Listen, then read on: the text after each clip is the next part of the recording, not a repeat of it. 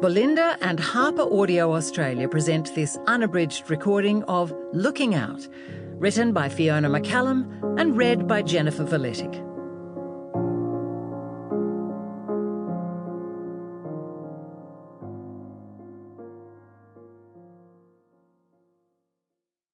Dedication. For Philip, with my love and gratitude. Chapter 1. Something smells good, Mitchell heard his wife Natasha call as she came down the long hallway, daughters Willow, nearly 13, and Lara, 12, thumping along noisily behind her. Mitchell smiled at having his family come in, a sudden and rather loud disruption to the home and his workspace. It was a welcome addition to the stone house on the outskirts of the rural Adelaide Hills town of Balhana. The rabble reached the door into the kitchen where he was putting the finishing touches on dinner. A lamb roast, being as it was Tuesday and the girls had just been to netball. It was a tradition of theirs, but he wasn't sure it would last much longer with rising financial pressures. He shoved that aside. His family was here, and that was all that mattered right now. "Hello, darlings, how was it?" he asked, turning from the sink to smile at his daughters. Willow and Lara threw themselves onto kitchen stools with a weight more akin to sacks of potatoes rather than the lithe teenagers they were. "Okay," Willow said, returning a tired smile. "We didn't win. Got slammed." "Oh, dear, that doesn't sound good." "We had a great game. Winners, winners, chicken dinners," Lara said. "And you both played well regardless of the outcome," Natasha said. "You should have seen them, Mitchell." "Who else was there?" Mitchell asked, keen to divert the attention away from him. Yes, he should have been there. "Everyone. Monica, Anastasia, Vanessa, Miriam, the whole contingent tonight. None of the men, though." "It's pretty awesome of Monica to come when she doesn't have her own kids to watch," Lara said. "Well, she is our official photographer, so she has to," Willow said, swivelling on her stool.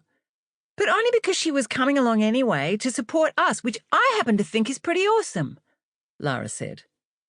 "That's true. She is pretty awesome. We're lucky to have her as our sort of auntie." "Maybe she's hoping to meet one of the single dads," Mitchell suggested. "I think she's sworn off men full stop after trying online dating," Natasha said, hoisting the several bags of groceries she'd carried in onto the bench top. "I know, but I still think that's a pity," Mitchell said. "I do know what you mean, though. She has a lot to offer, particularly as she's such a nurturer." "Exactly. And she's very wise," Mitchell said. "A decent man would be very lucky to have her."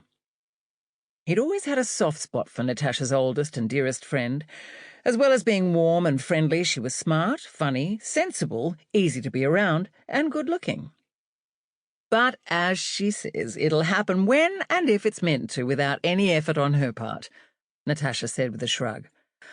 "I tell you, the supermarket was bloody bedlam, wasn't it, girls?" she continued, opening the fridge to put things away. "Yep. Do you want a hand, Mum?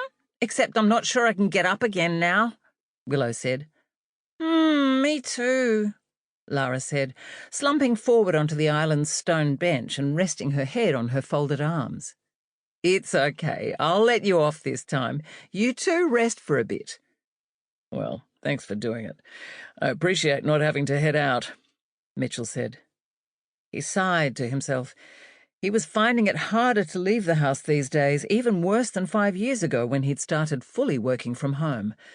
He used to go to all their netball games, but had stopped recently, citing too much work. No one had seemed to mind. He felt a little guilty about it, but not enough to go. Anyway, what was the point in him doing the groceries if they were already out and going right past?